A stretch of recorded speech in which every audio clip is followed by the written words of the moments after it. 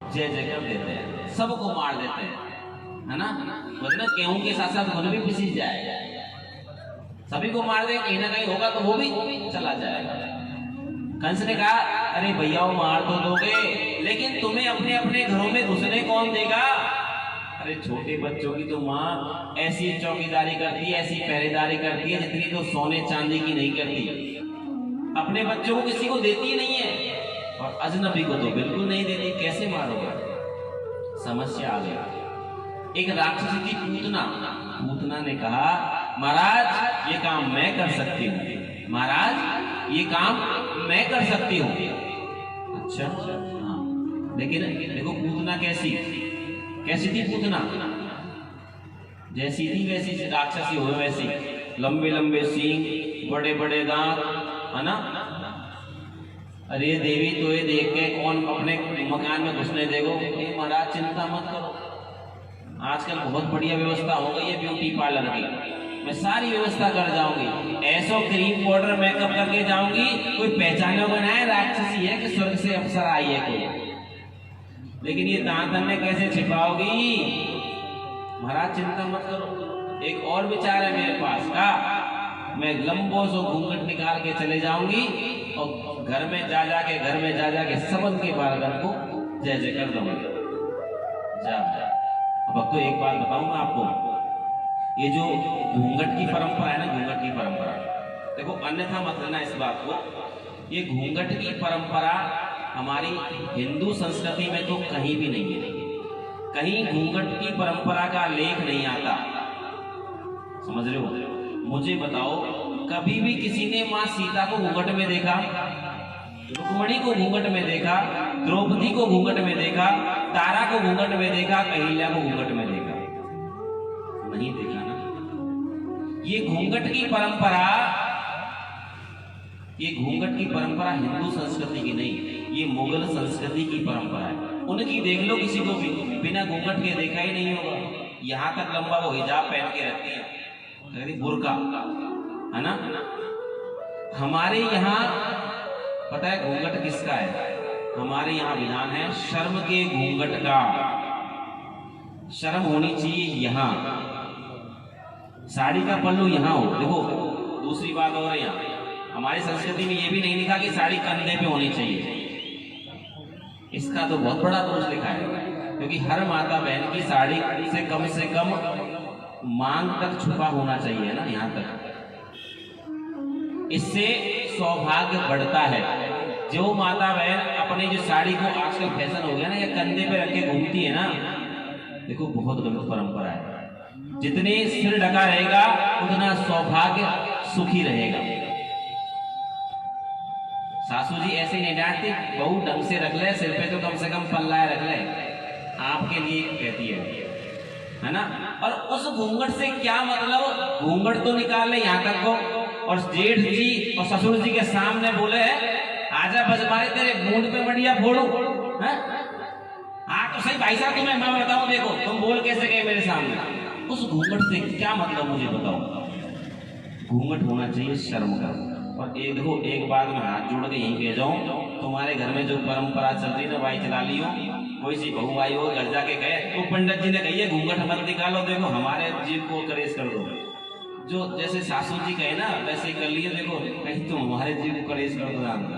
पहुंच जाओ हमारे घर चांदेरा गाड़ी भर के, हाँ आ जाओ पंडित जी तुम्हारा नंबर, हमारे घर में बिगाड़ के आ गए। बोलो राधे राधे। घूंघट रखो लेकिन शर्म का। सम्मान होना चाहिए अपने सास ससुर के प्रति, जेठ के प्रति, ननद के प्रति, देवर के प्रति सम्मान होना चाहिए। समझ रहे ना। घूंघट करो और फिर सामने बोलो तो अच्छा है, उससे तो यहाँ कंधे पे साड़ी रखो और आराम से फिर खूब लट लेकर के बोलो, फिर क्या मतलब। भक्तों, पूतना देवी चल दी ब्रज में। 6-6 महीना, साल भर तक के बच्चों को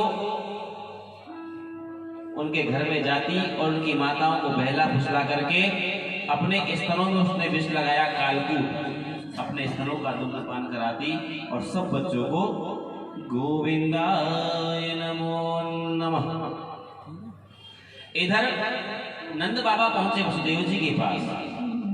अब तो एक बात बताऊं मैं आपको, वसुदेव जी के 6 पुत्र मर गए, 7वां गायब हो गया, 8वां नंद बाबा के यहाँ है ना। 8 पुत्र, लेकिन 8 में से एक भी नहीं। दुखी होना चाहिए। नंद बाबा के यहाँ बुढ़ापे में बेटा हुआ, खुशी होना चाहिए, लेकिन उल्टा हो रहा है। नंद बाबा दुखी हो रहे हैं, क्यों? क्योंकि मेरा मित्र दुखी है। यदि मैं यहाँ खुश हुआ, अपना खुशी प्रकट की, तो मित्र को क्या लगेगा, देखो मैं तो कितने संकट में हूँ, मेरे 8 पुत्र नहीं रहे और ये कैसा प्रसन्न हो रहा है। और वसुदेव जी खुश हो रहे हैं, क्यों? यदि मैं दुखी रहा, ऐसे रोनी शकल कर ली, तो नंद बाबा को क्या लगेगा, देखो मेरे यहाँ तो बुढ़ापे में बेटा हुआ है, मैं तो खुश होकर के आया हूँ, और ये इसने ऐसे रोनी शकल बना रखी है, दिमाग खराब कर दिया। समझ रहे हैं? दोनों ने एक दूसरे का ध्यान रखा। भक्तों, आज नंद बाबा कह रहे हैं, अहो ते देवकी पुत्रा कंसेन बहवोहता, एका वसिष्ठावनजा कन्या सापी दिवंगता।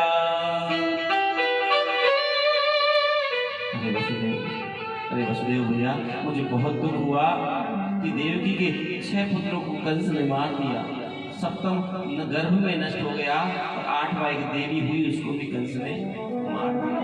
बहुत दुख हुआ। वसुदेव जी कह रहे, अरे नंद, अरे भैया नंद, ऐसे काहे को बोल रहा है? अरे जो तेरे घर में लाला है, क्या वो मेरो लाला नहीं है? अरे वो मेरो लाला ही तो है। भक्तों देखो, वसुदेव जी ने तो सही कही ना, अरे जो तेरे घर में लाला है वो मेरो ही तो है, चिंता करने की क्या बात, दुखी हो गई क्या बात है? नंद बाबा ने कहा, हाँ भैया वो लाला भी तेरे ही है। देखो वसुदेव जी ने झूठ नहीं बोला ना, वास्तव में बेटा किसका है? वसुदेव जी का ही तो है। लेकिन नंद बाबा समझ रहे कि मेरा बेटा है, लेकिन हम लोग कहते हैं ना, ये बच्चा किसका है? अरे महाराज आपको ही है, ये घर अरे आपको ही है महाराज, है ना? अरे भैया नंद, जो तेरे घर में लाला है वो मेरो लाला ही है, चिंता मत कर। हाँ भैया आपको ही लाला है। तो आज वसुदेव जी ने कहा नंद से, भैया नंद देखो ऐसा है, मैंने यहाँ कारागार में रहते रहते ज्योतिष विद्या पढ़ ली है ना, और तुम जल्दी से घर जाओ, मुझे लग रहा है कि मेरे बच्चे पर, तुम्हारे बेटे पर कोई संकट आने वाला है, कोई ना कोई विपदा आने वाली है गोकुल में। नंद बाबा सोच रहे हैं कि देखो वैसे तो वसुदेव झूठ कभी नहीं बोलते, लेकिन इसलिए बोल रहे होंगे, मैं यहाँ बैठकर दुखी हो रहा हूं ना, इसलिए मुझे भेजना चाह रहे हैं। वसुदेव जी को, देवकी जी को प्रणाम करके नंद बाबा चल दिए। इधर वो देवी पूतना नगर के प्रत्येक घर में जा जा करके 6-6 महीना, साल भर तक के बच्चों को अपना विष का दूध पिला करके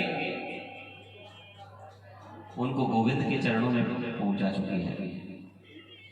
भक्तों, इधर घूमते फिरते जब सबको तो जय जय कर दिया बच्चों को, अब अंतिम घर बचा नंद बाबा का, मां देवकी का।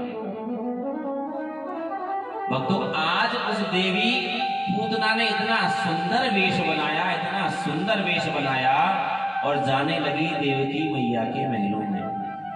जैसे ही सुंदर सी साड़ी, लंबा सा घूंघट लगा के छम छम करती गई, तो सब गोप वाले देखते रहे,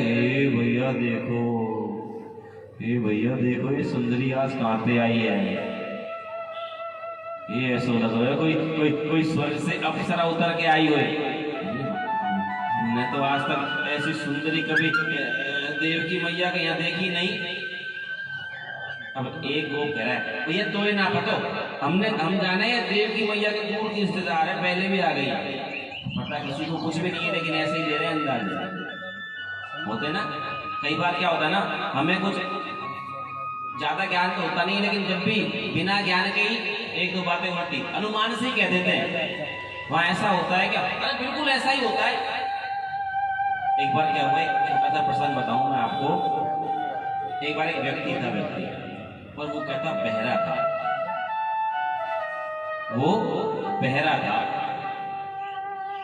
बहुत ऊंचा सुनता था, एक दिन उसके पास सूचना मिली कि उनका कोई मित्र बीमार है। उसने अपने बेटे से कहा भैया मैं जरा वो उससे मुझे मिला ला। कहा पिताजी आज तो समय नहीं है, अपन कल चल चलेंगे। नहीं भैया आज ही मिला ला। भाई पिताजी आज तो समय नहीं है। ठीक है मैं अकेला चला जाऊंगा। बेटे ने कही पिताजी आ देखो आपको कुछ सुनाई तो देगा नहीं, फिर क्या करोगे जाके, कल हम चल चलेंगे। अरे भैया कोई बात नहीं, मैं सब पता लगा लूंगा। कोई ऐसे करेगा ना, वो ऐसे बोलेगा तो मुंह के होठों को पकड़ करके समझ जाऊंगा वो क्या बोल रहा है ना। सब अनुमान लगा लूंगा मैं क्या बोल रहा है, क्या बात करनी है, चिंता मत करो। भक्तों वो पुरुष चल दिया उस बीमार व्यक्ति के पास, है ना। अब देखो एक बात बताऊं मैं आपको, हम जाते ही जब किसी मरीज के पास जाए ना तो एक बंदे में क्या हुआ, एक बंदा